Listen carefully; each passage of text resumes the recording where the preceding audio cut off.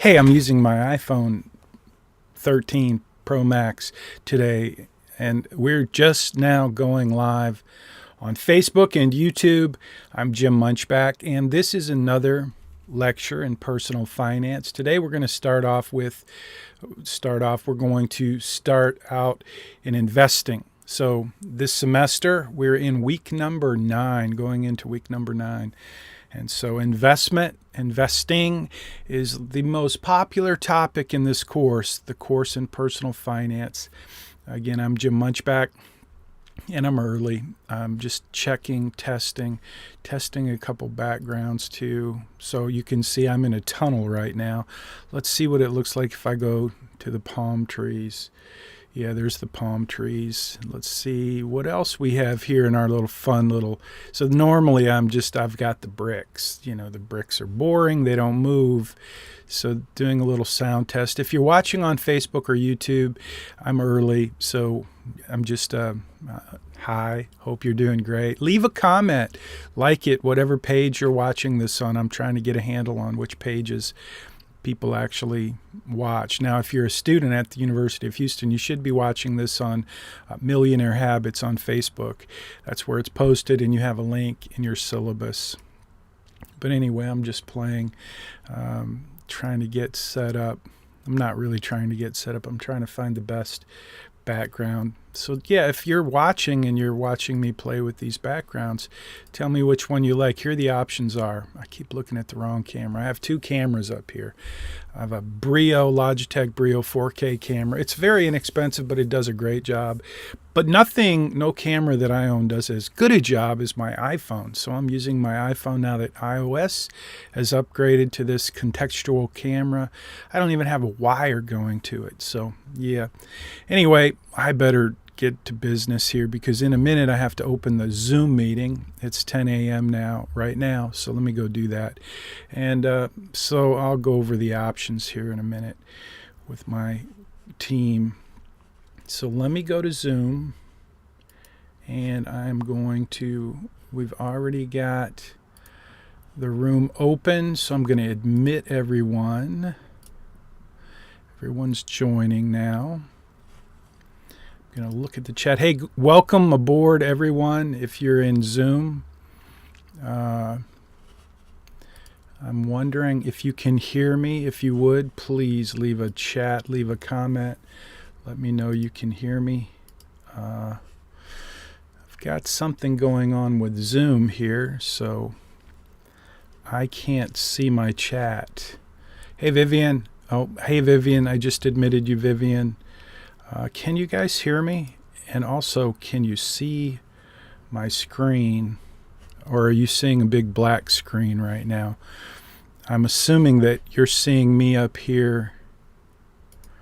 I'm not sure if something's changed.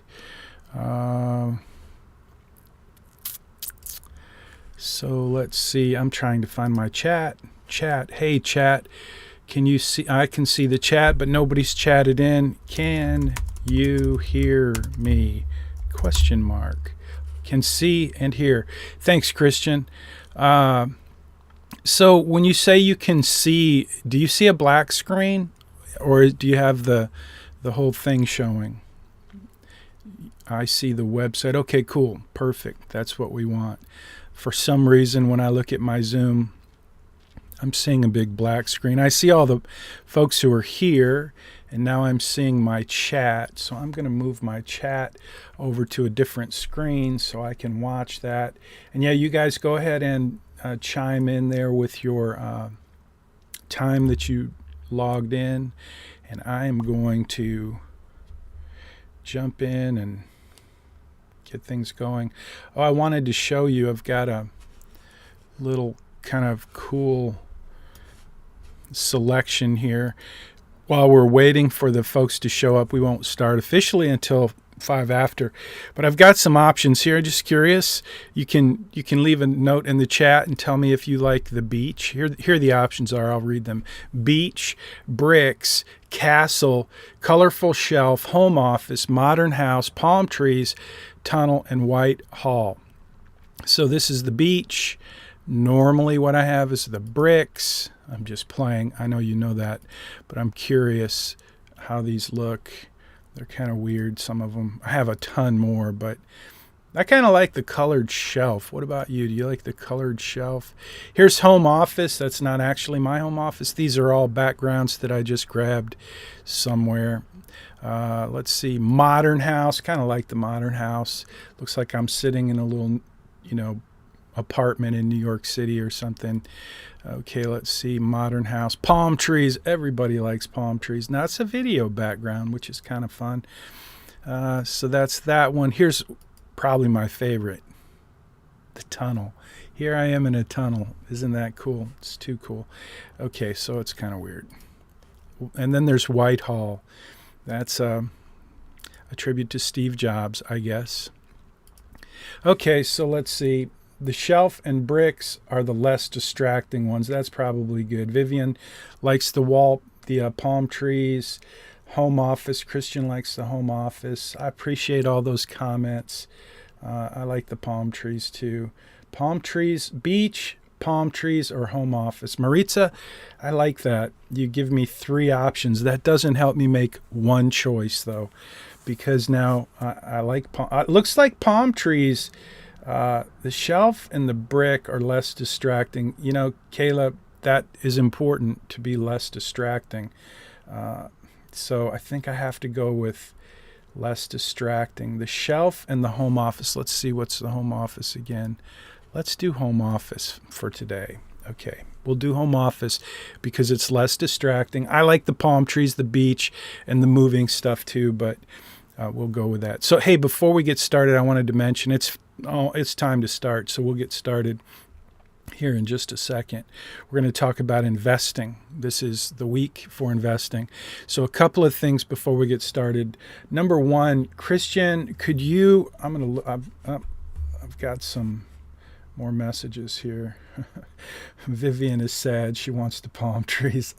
Okay, fine. Sad faces move me. Palm trees it is.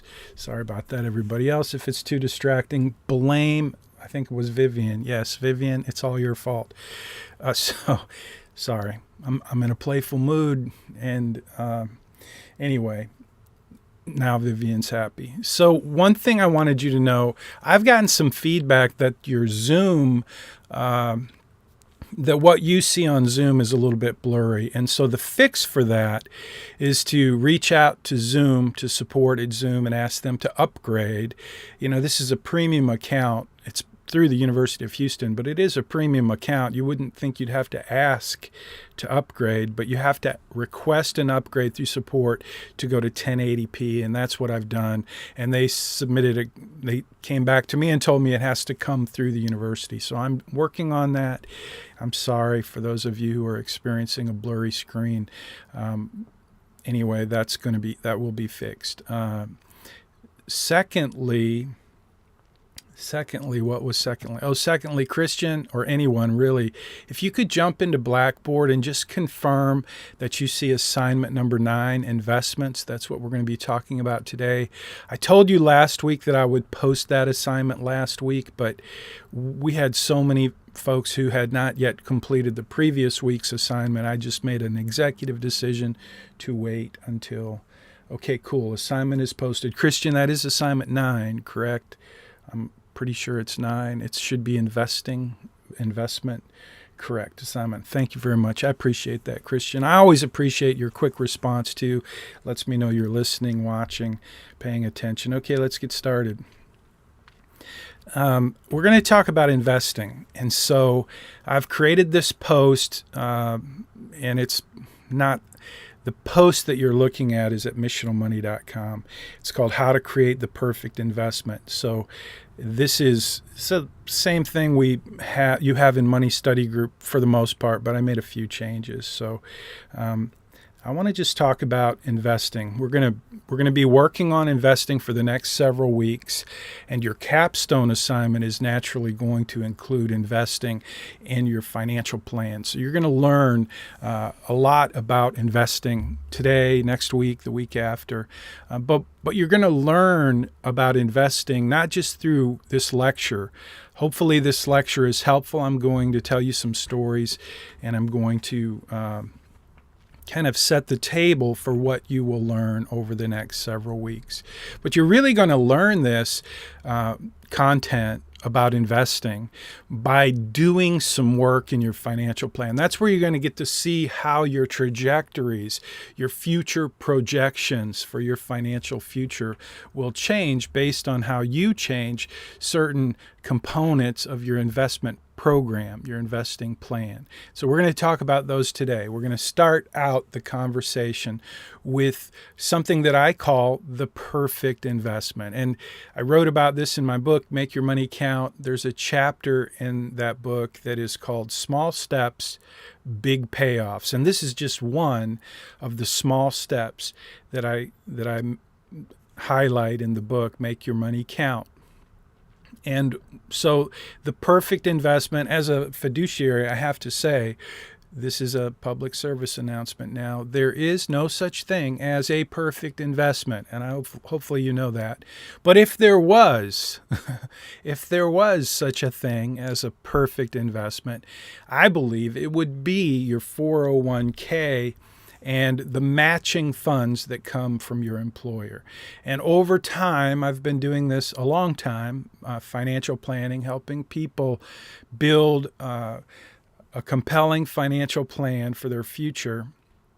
Over time, in my experience doing that, I have found over and over and over so many times that people just don't take advantage of this perfect investment. So if you're out there listening or watching on Facebook or YouTube, by the way, we are streaming live on Facebook and YouTube.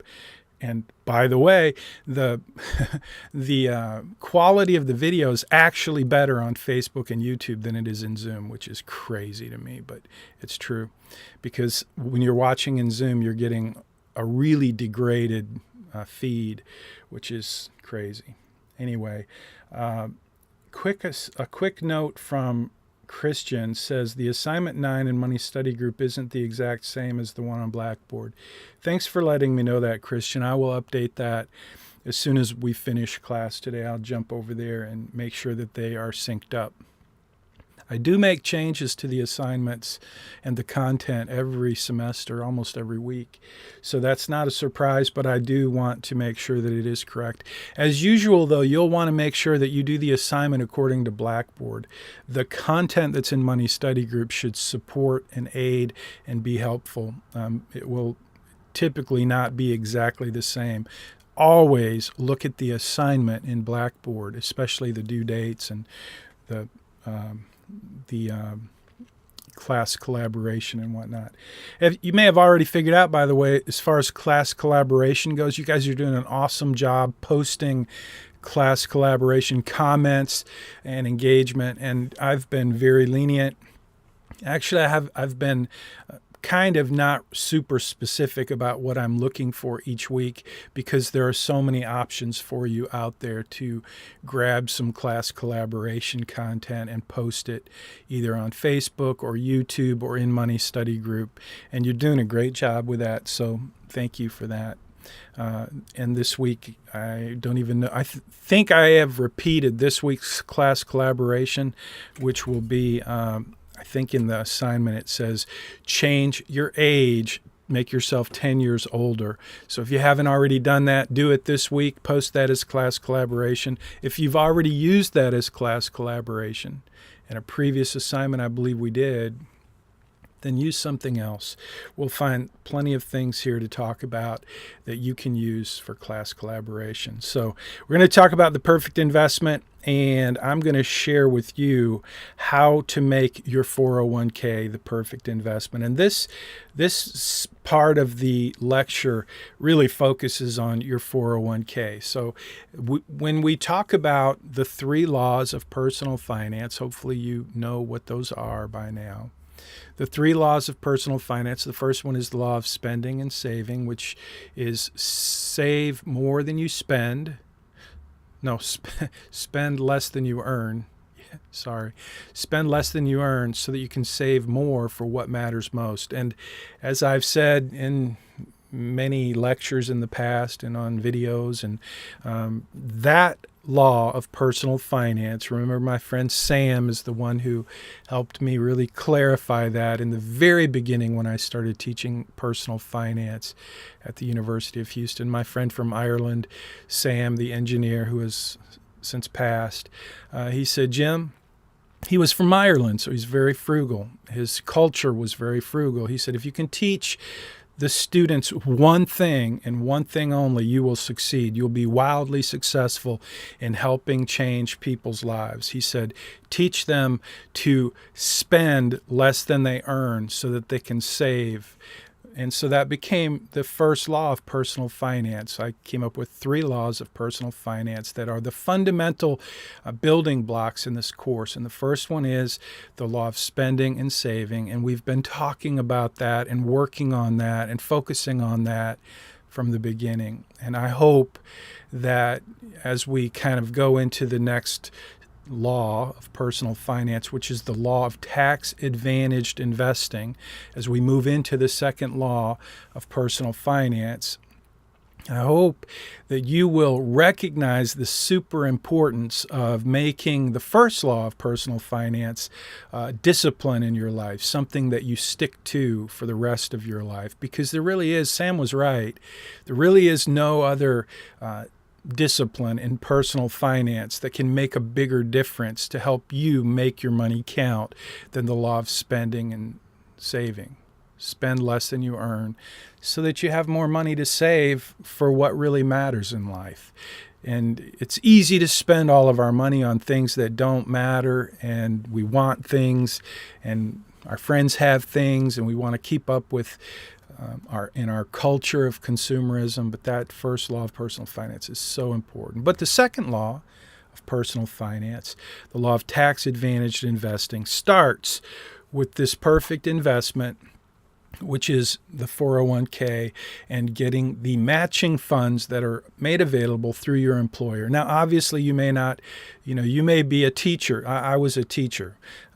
Well, actually, I went to college to be a teacher, but I didn't. I went into the corporate world. If you go into the corporate world, typically you're going to have a 401k. That's the plan, the retirement plan that's made available to you through your employer. But if you go into nonprofit, if you become a teacher, if you become a social worker, a lot of other ways you could make a living, which would not include a 401k, but there's some other plan. If you go in the Army, if you go into the government, there's different plans. They're not 401k. 401k is a paragraph number in the IRS code.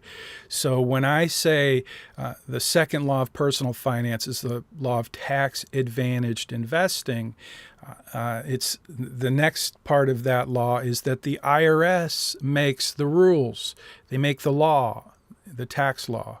And our job, what I want to teach you, is how to take advantage of the tax code, the tax law. And so when we talk about the perfect investment, and when I say 401k, the rules, boundaries, and limitations that govern a 401k or any other type of retirement account is laid out in the IRS code, which is a huge, long document.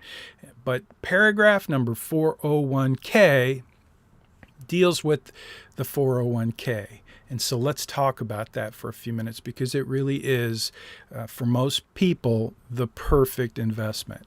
So here's how it works. Start out with getting the match. So one of the things you're going to do in your financial plan, and this week, I believe it is this week. If it's not this week, it's next week. But you need to know about it. You need to be prepared for it. You need to start getting ready. It's part of the capstone for you to do this. You've already done a little research to figure out how much you were going to earn if you got your perfect job, your dream job. That's how you figured out how much house you could afford. So that part of your previous assignment is a very important part of this assignment. And moving forward, as we develop your financial plan, we're developing your financial plan based on some assumptions. Assumption number one is that you're going to have a job and you're going to have a certain income. And so you get to do the research to decide, to figure out, to determine how much money do you think you're going to make. And so in your financial plan for your capstone assignment, you need to make sure that you update your financial plan to reflect that you're earning the amount of money you would earn if you graduated and got your dream job. That's why you're going to be 10 years older. That's why you're going to go into your plan, change your birthday so that you're 10 years older, so that we can start to pretend that you've been working for 10 years and you've been contributing for 10 years to your 401k. And you have to then do a little more research to determine how much can you contribute to your 401k and what is the match. So the amount you can contribute, that's super easy. That should be in your quiz. How much can you contribute to your 401k? If not, and these numbers change from time to time. So I need to go check the quiz and make sure that question is in there and make sure that that question is correct, because it does change on a regular basis, how much you can contribute to a 401k. But the point I'm trying to make here is you've got to do a little research to figure out, when you say, I want to work at, if you're in the oil industry, you want to work at Shell. I believe Shell has an 8% match. I'm not positive, but let's assume that you're going to work for Shell, and I'll give you a little example here in a minute. But you have to decide where you're going to work, and then you have to go figure out what is their match. You want to do that. Before you accept a job offer, you should know what their benefit package is. And one of the biggest benefits in a benefits package is the retirement plan, typically a 401k. And what makes a 401k better than another 401k is how much does the employer match. And if their match is higher, as you'll see in a minute, it's going to make a huge difference in your ability to build wealth. So you're going to figure out how much you can contribute to your 401k based on your salary, and you're going to figure out what is the match, because you're going to need those numbers to update your financial plan so that you can see how this works. So let's pretend we'll do an example here, a $100,000 example. And by the way, if you are working on your own research and you come out with the income, your expected income, if you get to work for whatever company, if it's anywhere near 100,000 under or lower, you can use 100,000 in your financial plan. It just keeps the numbers super simple. And I'm going to use that number today in this example just to keep it super simple, to illustrate the power of this perfect investment. But the key is you have to be ready on day one. This is what I tell every student who's ever taken this course. One of my biggest goals, one of my biggest expectations for you is this. On day one, when you start working after you graduate, you're going to sit down with HR, and they're going to have a lot of paperwork for you to fill out. And part of that morning, that session with HR is going to deal with benefits. You're going to have to make some choices about your benefits. And one of those choices is going to be your retirement, your 401k if you work for a company. And so you're going to have to tell them, how much do you want to invest in your 401k? Now remember, a 401k is just a type of account. We haven't even talked about investments yet. We're talking about a type of account. called a 401k, and it's available through your employer. And the way that you get into that account, the way that you start building wealth in that account, is you first have to sign up for it. And you do that through HR. But when you do that, someone at HR is going to ask you, how much do you want to contribute to your 401k? Whenever you start a new job, you go through orientation. This is always part of the deal. How much do you want to contribute to your 401k? My hope, my goal, my expectation for you is that when that day comes, you're not going to be like, you're not even going to have to think about it. You're going to know how much you want to contribute to your 401k. And you are going to want to contribute at least enough to get the match. And that's what I'm going to teach you here in a minute. We're going to also talk about the tax deduction. And I'm going to mention, if you haven't already learned or checked out Dave Ramsey's baby steps, newsflash, one of those baby steps, I think there's 7 baby steps, Dave Ramsey, you can Google them. I think it's number 6 is to invest 15% of your income in retirement, to build retirement. It may be step 5, but I think it's 6. Anyway, that seems like a big number, right? If you're making $100,000, 15% is how much? I'm looking at the chat. Oh, I see some questions too here. Vivian, I will answer your question in a minute. That's a good question too.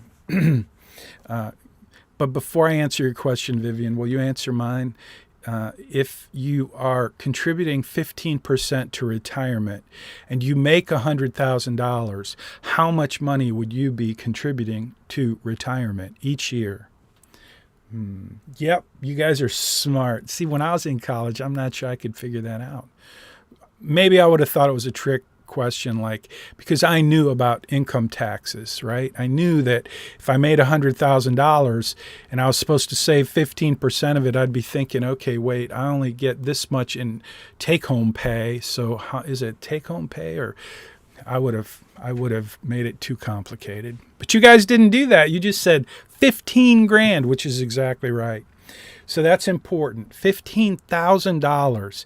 Now, before I say anything else, let me just ask you, if that was your goal, if I told you right now, here's a rule you've got to live by, you have to contribute, you have to save 15% of your income, how would you be feeling about that right now?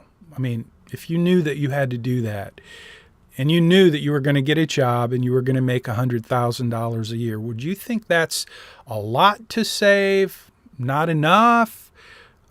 Is it difficult, challenging? How hard would that be for you? How does that make you feel? How do you feel about that? Let me see if I can ask a different way, because nobody's answering that question. I'm looking over here at my chat box and there's nothing there. I would be wondering, Vivian said, thank you, Vivian. I would be wondering if I should first contribute less while I pay off my student loan debts. That's great. That's great. And that's a good way to think about it. But Vivian, make sure that while you're thinking about that, you also know, and you will know after we finish this part of the lesson, that you want to contribute at least enough to get that entire match. Even if you have student loans or other debts that need to be paid, you still want to make your number one priority to fund your 401k to get the match. And I'm going to show you how that works here in a minute. Right now, in fact. So, Vivian, can I answer your question after this? Because you asked a great question about, if I work for an employer, can I transfer those funds if I move on to a different employer? And I'll just give you the quick answer. It's going to be part of your homework assignment as well. It will be on the quiz. It's called an IRA. IRA rollover. You cannot move money from one 401k plan into another 401k plan if you move from employer to employer. But what you can do, what you will do, what you should do, what you're allowed to do is what's called an IRA rollover. And that's where you take funds from your old 401k rather, and you roll them over into an IRA account. That's a different type of account.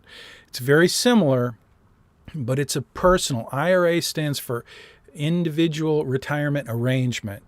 I always think it's individual retirement account, but it's individual retirement arrangement according to the IRS. So that's the answer to your question, Vivian. And I think there is a question on the quiz. It's a very important part of personal finances, knowing how to manage, because you'll work for more than one employer in your life. I will bet that no one listening to my voice right now will work for just one employer for their entire life, which means if you follow my guidance here, if you follow my strong recommendation that every time you start to work for an employer, you contribute at least enough to get the full match. If you do that and then you move on to another employer, you're going to want to be able to roll that over and continue to build your wealth, which will be built in your IRA account, which is an important part of your personal finance. You're welcome. Thank you for the question. So how the 401k works, number one, you got to get the match. We're going to talk about tax deduction. And I want to come back to the 15% goal, because while it does seem like a lot, I'm going to show you how it's really not a lot. It's not a lot. It looks like a lot. It may seem like a lot, may feel like a lot, but once you understand how this works, this perfect investment, you're going to see that saving 15% for retirement is really not that difficult, and it's super smart to do. So we're going to use a $100,000 example, and I said, we're going to pretend we work for Shell. I think Shell has an 8% match, but we're going to pretend that they do have an 8% match. So back to the question, if you make $100,000, what's 8% of $100,000?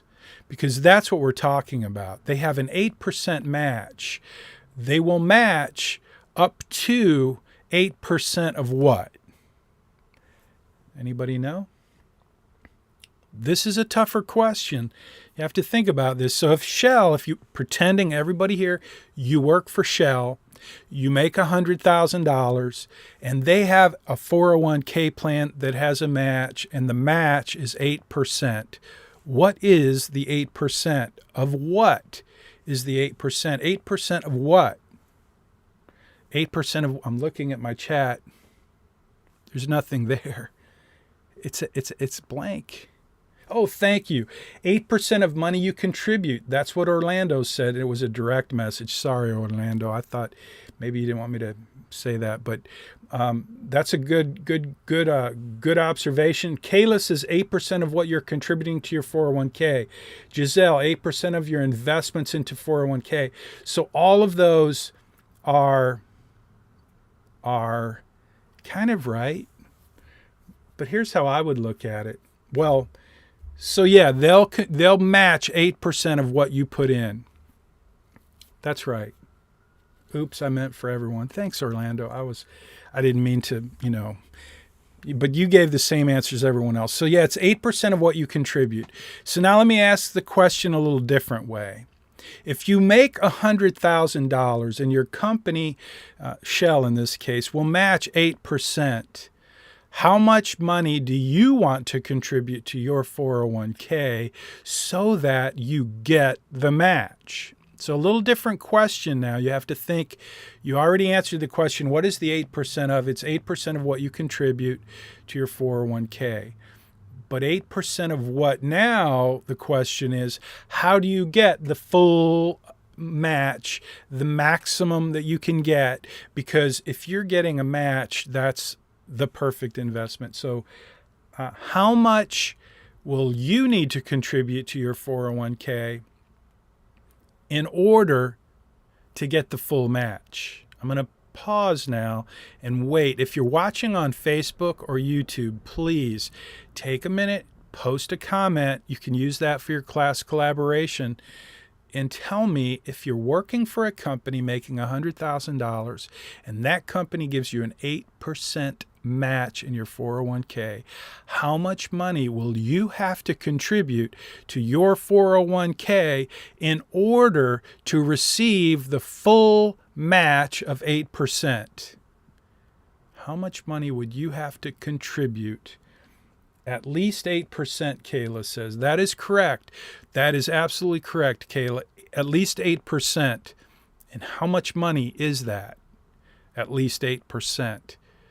We've established that you work for a company and you make $100,000. So yes, Maritza says you should match 8% of your 100,000, which would be $8,000, right? Right. Exactly. It's not complicated. Giselle says $8,000. It's really pretty simple. That's why we're using the $100,000 example, because it's super simple. But I want it to be so simple that you understand it. Now, if we change the numbers and you're making $65,000 and the company matches 6%, it's the same principle. You just got to do a little bit of math, and I'm not great at math. So 100,000 makes it super simple. Now you understand. The question again is, if you make $100,000 and your company matches 8%, that's $8,000. If they match 8%, well, they won't match $8,000 unless you do what? You have to contribute 8% of that 100,000 to your 401k. So if you contribute, they're only going to match up to 8% of your income. So again, if you're making $50,000, then 8% is only $4,000, because that's 8% of $50,000 is $4,000. So just that's how it works. But assuming you make $100,000, you have to contribute 8% in order to get the 8%. Now what happens? Let's say, okay, you're in HR, day one, you sign up for your 401k, and you know that you're going to be making $100,000, and you know that they're going to match 8% of your income if you contribute 8%. If you contribute the $8,000, they're going to match up to $8,000. That doesn't mean you could put more in. You could put $20,000 in, but they're only going to match 8%, which is $8,000. So follow me here now. You contributed $8,000. How much is that per month? It's less than 1,000 because there's 12 months in a year. So $750 a month or whatever it is. You say, yes, take that out of my paycheck, put it in my 401k month after. If you get paid every 2 weeks, they're going to deduct however much it is, and they're going to put it in your 401k. We'll talk about investing later. Right now, we're just talking about cash money that's coming in and going out. You're getting paid, and they're withholding money and putting it away in your 401k. And in this case, in your case, in this scenario, we're talking about $8,000 a year. So at the end of 1 year, how much have you put into your 401k?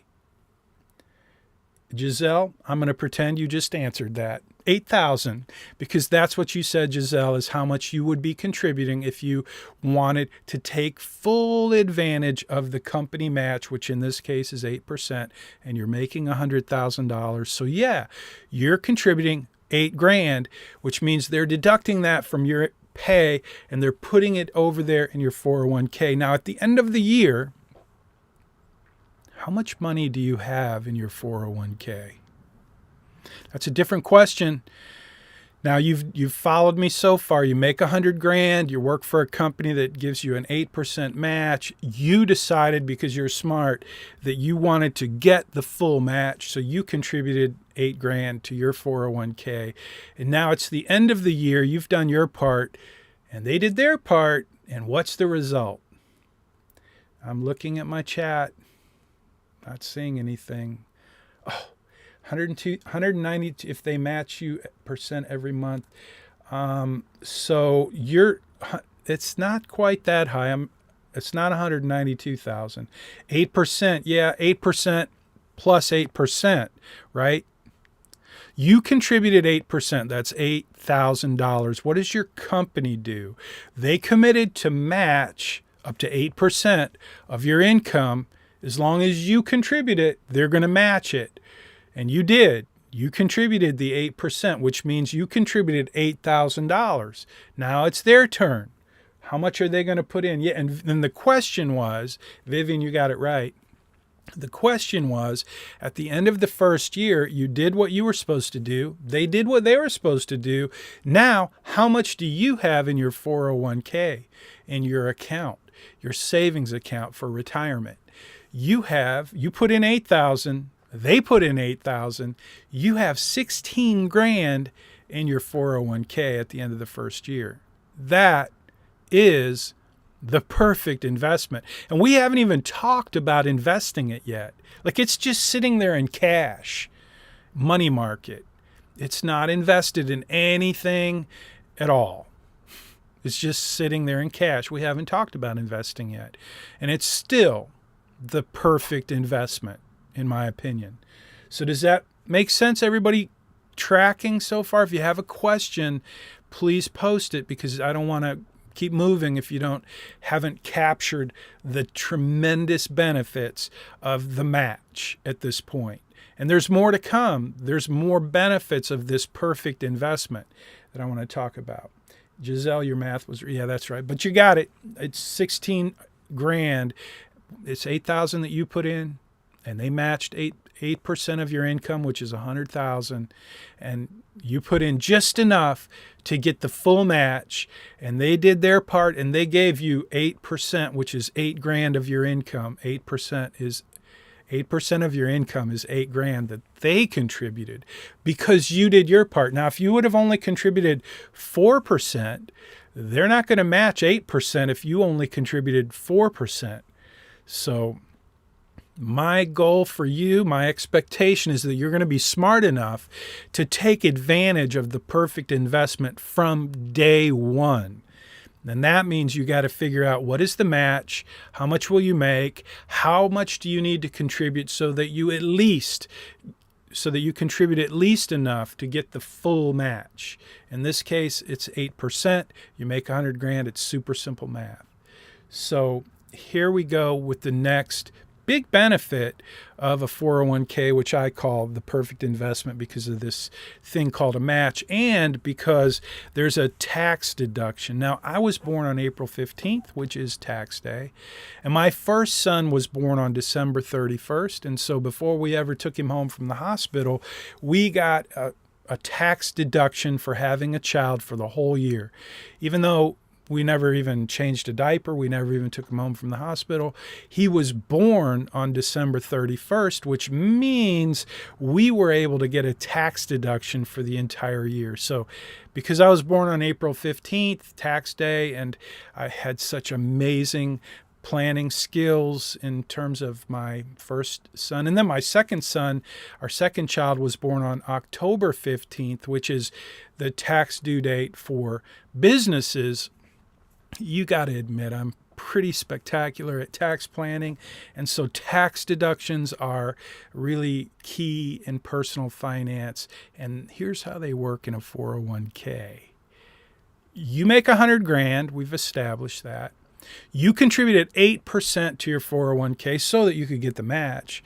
So that at the end of the year, you have 16 grand in your 401k account. Now it's time for you to do your taxes.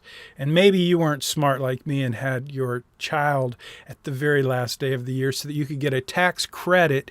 At the time, this was back in 1982 or 3, I guess 3. It was a tax credit, which means it was $1,250. That's money that they just gave you. I mean, it's not a deduction, it's a credit. It's awesome. And that was a lot of money back then. I didn't make 100 grand, I promise you that. Anyway, tax deduction for you, though, and I can't remember what tax bracket you would be in if you make 100 grand. I'm going to assume it's 24%, but some of you are accounting majors and you probably know exactly how much the marginal income tax bracket rate is for you if you make 100 grand today and you're single or you're married. So here's the thing. You put in 8 grand into your 401k. That 8 grand contribution that you made into your 401k is tax deductible. So somebody tell me, what does that mean to you? If you make $100,000 and you have an $8,000 tax deduction, how much does the IRS think you actually made? If you make $100,000 and you do an $8,000 contribution to a 401k, which is tax deductible, that's where I think Giselle had the right number for that. Well, actually, you had $100,000 too much there, but yeah, Vivian, that's right. The IRS says that you only made $92,000 because you got a tax deduction of $8,000 off of your $100,000 paycheck. So that means you only pay tax on $92,000. And if you're in a 24% tax bracket, I think that's something like $2,000 that you save on your income taxes. So now you're even further ahead financially because you were smart enough to take advantage of the perfect investment. So that's how it works. That's why this is probably the most, it's one of the most important things you can decide to do for yourself as a result of taking this course, is you can prepare for day one with HR when you get that job after you graduate, to figure out how much you have to contribute to your 401k in order to receive the full match from your employer. And it will add up over time. Now, let me just mention one thing that you should know. There's a, what do you call it? It's a waiting period. Not vending. It starts with a V, I think. You have to work for somebody so long before you're vested. There it is. There's a vesting period. So usually it's 3 years, maybe more, but let's just say it's 3 years. So you work for Shell for 2.5 years, and then ConocoPhillips offers you a really good job making like $3,000 more a year. Should you take it at 2.5 years, knowing that you have a 3-year vesting period at Shell, and you work there for 2.5 years, and you put in that $8,000 every year? How much is that worth? If you leave Shell at 2.5 years to go work for ConocoPhillips, you lose the amount that they matched. Yeah, that's a bummer. So don't do that. I mean, I'm not saying don't look for a better job, don't move from company to company, but I am saying be smart about it. Be strategic about it. Set your time frame accordingly so that when you take a job with a company, let's say in this case it's Shell, you don't even think about moving to another company until after you've, imagine all the things you can learn. I had a great boss one time. I got a really cool promotion when I worked for State Farm Insurance Company. Before I was a State Farm agent, when I was an employee, I was an adjuster, a fire claims adjuster. It was a great job. It was the best job it was probably the best job I've ever had. Obviously, I have my own business now, so I'd rather be doing what I'm doing without a boss. But as far as a job with a boss, it was just a great, great job being a fire claims adjuster. But I wanted to get promoted to this job where I would be training adjusters, and I did get that job. It was a great promotion. And the lady who promoted me, her name was Danita Asbury. She was awesome. She was my new boss. She was a divisional claims superintendent. And she sat me down, we went to lunch, and she gave me some great mentoring advice. She said, Jim, and I mean, it's amazing how much a little mentoring how much difference a little mentoring can make. So I'm just going to share it with you because it was tremendously valuable for me. And she said, Jim, whenever you get a promotion like this promotion, she said, don't even think about another promotion or a different job or moving on until you've put at least 2 years into the position. And she started sharing with me her story and how many promotions she had had along the way, and how her boss gave her that advice that if you stay in a position for 2 years, there's so much you can learn. Make it make a commitment to a job for 2 years to learn everything you can learn, develop all of the skills you can develop, build all of the skills inventory you can build in that position before you even think about looking at the next position.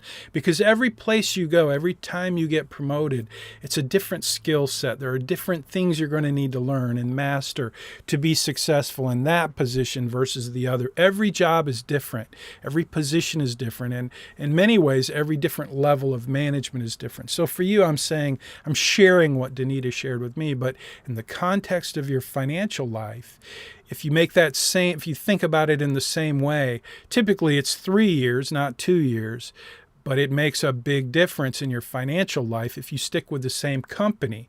Doesn't mean you can't move to a different role, a different job, and get promoted. But before you move from company to company, think about the vesting. Know what the vesting is. Is it 3 years? Is it 5 years? And know how much money you're going to lose. Like if you work for a company for 2.5 years, you've got a lot of money sitting there at risk if you move on. So any questions before we jump out of the 401k, which is the perfect investment? And again, we haven't even talked about investing. We've only talked about a type of account. And when we talk about tax-advantaged investing, the IRS makes the law, they make the rules, and I want to teach you how to take advantage of them. It's taking advantage of types of accounts. Before we ever get into investing, we need to understand types of accounts. 401k is a type of account. A Roth IRA is a type of account. A traditional tax-deductible IRA is a type of account. These types of accounts, they relate to investing, and they're very important when you talk about tax-advantaged investing. But we haven't even talked about an asset class yet. We're about to. So let's get started on that. I'm a little confused. I'm sorry to hear that. I get confused too. Sometimes I create confusion. Let's see. I'm a little confused. Is the 401k match, example 8%, and your annual 401k contribution, example 15%, two separate things? Is it best to do both? Okay, so that's a great question, actually. So your contribution is your contribution. It's how much money you're putting away in your 401k. And then along comes your employer, and they match it. So the match is the part that they do. Okay, you have to decide, though, first, how much are you going to contribute? Because in the example that I gave you with Shell, you're making $100,000. You work for a company that has an 8% match. You have to contribute your contribution, your $8,000. That's how much you are contributing. And then they come along and give you free money. It's called a match. It's awesome. It's amazing. But then the total is your 401k has now $16,000 in it, but your contribution was only $8,000. So you only get to deduct $8,000. I don't know if that answers your question. They are two different things. Yes, they're two different things. There's your contribution, and then there's the match. But at the end of the year, it's one thing. It's the amount of your 401k account.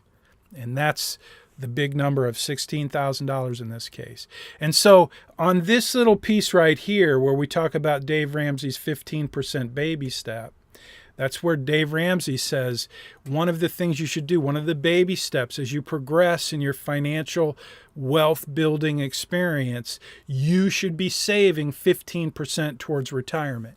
And now Dave is saying 15%. In this case, he'd want you to be saving 15 grand, putting that away. And that's a good idea. And I agree with Dave. I'm just saying that according to our little example, you could convince me that you're saving 15% a year if you're getting that match because you got lucky and worked for a company that had a great match, which means you're actually now saving 16% of your income because the total amount that you're saving a year equals 16% of your income. I hope that's not too confusing, but that's that's kind of the reality. And that's why this 15% baby step is here, because as I've talked to students over the years and clients, they tell me that 15% seems so hard. And I'm like, okay, let's see if we can figure out a way to make it easier. And this, in my opinion, this makes the 15% easier, just to put that in context and say, we have this one thing, it's called the perfect investment. And if you have the opportunity to take advantage of it, it can help you achieve this, and check that off your list. Cool? Okay, let's move on. We're not going to get through all of this, so just so you know, in this post, there is a video of me doing the same thing I'm about to do, but I had more time to do it because it's now 10:52 a.m. So I'll talk about this more next week. We're not done with investing. We're just getting started. But I do hope that you will spend some time this week learning about investments, because what I want to teach you, this whole post is about investing, and it goes through things you should understand, a liquid or illiquid investment, and also these 4 investment strategies, which I'm going to go in great detail. You can watch that video and you'll see me talk about these 4 investment strategies. But next week when we get back together, I'm going to talk about them again. But you can watch that video and get a kind of a preview of what I'm going to talk about. These 4 investment strategies I'm going to talk about in the next few minutes until we end today they're 4 investment strategies that are designed. They're not complicated. They're not a mystery. They're not even that innovative. They're like the basic kinds of investment strategies, but they're fundamental to 2 things. One is maximizing your return, and number 2 is really important to most people, especially when you get to be my age, which is minimizing risk. So I'm going to teach you 4 investment strategies that are specifically designed to help you maximize your returns over time and minimize your risk. And I'm going to teach you how they work so that you can put them into practice in your 401k, in your IRA, in your Roth IRA, or in your taxable account. So we're going to talk about types of accounts in a couple of weeks, where I'm going to come back and I'm going to teach you how different types of accounts work. Today we focused on the 401k, but I want to make sure you understand how a Roth IRA works and how a traditional tax-deductible IRA works. And I want you to know the difference between a taxable account, that's just a basic account you can open at any bank, any brokerage firm, and it has no special tax benefits. And it's one that if you have a checking account, it's taxable. And you could have an investment account and it could be taxable. That's different than a tax-advantaged account. So I want to teach you some of the rules, boundaries, and limitations related to tax-advantaged accounts and contrast those with a taxable account. So these investment strategies work in both taxable and tax-qualified accounts, but obviously they work better in tax-advantaged accounts. So you're going to want to understand these 4 investment strategies that are designed to help you maximize returns and minimize risk. And we'll spend most of next session on these 4 strategies. And along the way, I'll help you build your financial plan so that you put these into practice in your plan so that you see how they look, how they work in 5, 10, 15, 20, 30 years from now. So the 4 investment strategies we're going to talk about, like I said, they're very simple. They're very basic. The first one is diversification. And I'm going to tell you a story about the Enron investors and a couple of clients that I had, and how they differed in terms of how they approached this one investment strategy, diversification. Number 2 is asset allocation. And there is no more powerful or important investment strategy than asset allocation when it comes to how your portfolio performs. So asset allocation is the single most important determinant of your portfolio's performance. Asset allocation is really key. But to understand how asset allocation works, you first have to have a clue about different asset classes. So you're going to do a little homework this week to learn about asset classes. And next week, when I teach you these 4 investment strategies, if you understand asset classes a little better, it will really help you understand the power and why asset allocation is the most important determinant of your portfolio's returns. Asset allocation. Number 3 is dollar cost averaging. You may have heard of it before. I'm going to tell you a story about Farmer Joe and his cows, but there's no more powerful investment strategy, in my opinion, in terms of maximizing returns and minimizing risk. There's no more powerful investment strategy than dollar cost averaging, especially for younger folks who have a longer time horizon for investing. So I want to teach you about dollar cost averaging, and you will be able to put that to work day one when you get the job. These are all strategies that you can put to work in your 401k. So imagine if you're in that situation where you're making decent money, you're putting in enough to get the match, the employer's matching it, that account is growing. I'm going to teach you these 4 investment strategies so that you can maximize the returns in that 401k account as it grows over your lifetime. Not only am I going to teach you how to maximize the returns, but I'm going to teach you how to minimize the risk. And the good news is these 4 strategies help you do both. That's why they're such powerful investment strategies. And so the last one is just called portfolio rebalancing. And you can probably imagine what that means, but I'm going to teach you and show you how that works next week when we get into these 4 investment strategies that are designed to help you maximize return and minimize risk. And if you look at this post that I put on, and you'll see this in Money Study Group as well, and I will sync up, Christian, the assignment and what's in Money Study Group for this week. But read this post, just get familiar. There may be some duplication here. Get familiar with asset classes, large cap, small cap. You can spend as much time as you want. There's so much information out there, and I would encourage you to learn. I'm not going to have time to teach you to be an expert in asset allocation, but I hope you care enough about your investment program to spend a little time and start to learn about different asset classes. The more you learn, the easier it will be for you. And I know it's kind of new for most of you right now, and you don't need to be an expert, but you should be familiar with basic asset classes. So we'll talk about that a little bit more next week.